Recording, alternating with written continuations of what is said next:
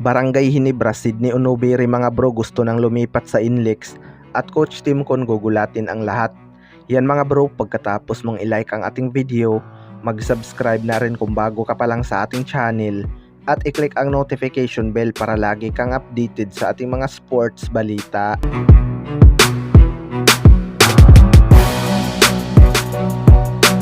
So maraming ang duda sa magiging kampanya ng Barangay Hinebra ngayon mga bro dahil sa pagkaka-injured ni Scottie Thompson.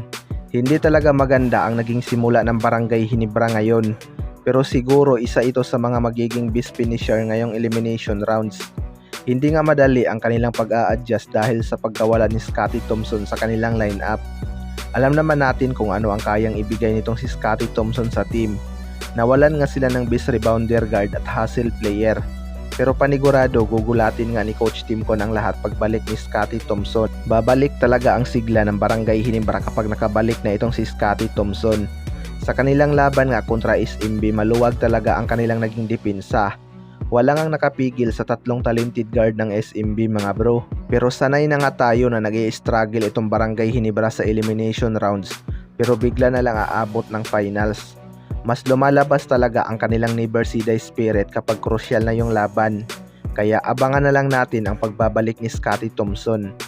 Sa kabilang banda naman mga bro, Barangay Hinebra, Sydney Onubiri gusto na nga bang lumipat sa Inlex Road Warriors?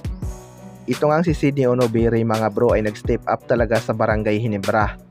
Malaking impact nga ang kanyang hustle pagdating sa depensa. Although matakaw lang talaga sa foul itong si Sydney Onubiri, pero maaasahan naman talaga siya kapag kinakailangan siya ni Coach Tim Con.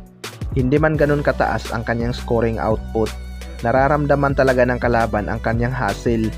Backup big man nga lang itong si Sydney Onubiri mga bro, kaya limited lang talaga ang kanyang minuto. Napansin-pansin din talaga na di na kaya ni Japit Aguilar tumagal sa court, kaya malaking bagay nga itong si Sydney Onubiri.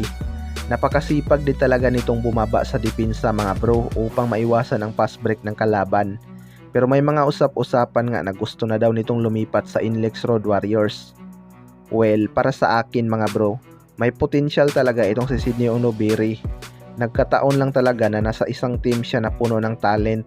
Mabigat nga ang kanyang kaposisyon dito na sina Japit Aguilar at si Stand. Kung talagang malipat ito sa ibang team, panigurado magkakaroon pa ito ng improvement lalo na at may outside shooting din ito.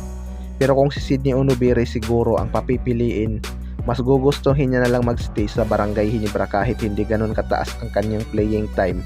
Basta taon-taon nagkakampiyon. Maraming ang player mga bro ang babad sa playing time pero hindi naman nagkakampyon. Kayo mga bro, ano masasabi niyo tungkol dito?